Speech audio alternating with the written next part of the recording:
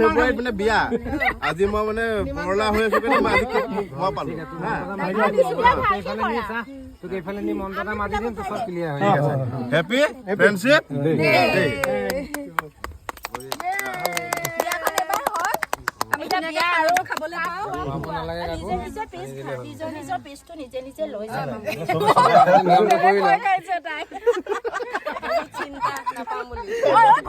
নিয়মটো কৰিলো না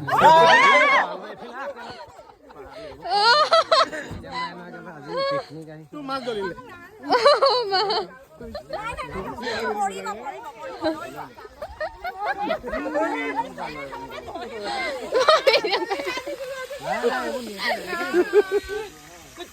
क्या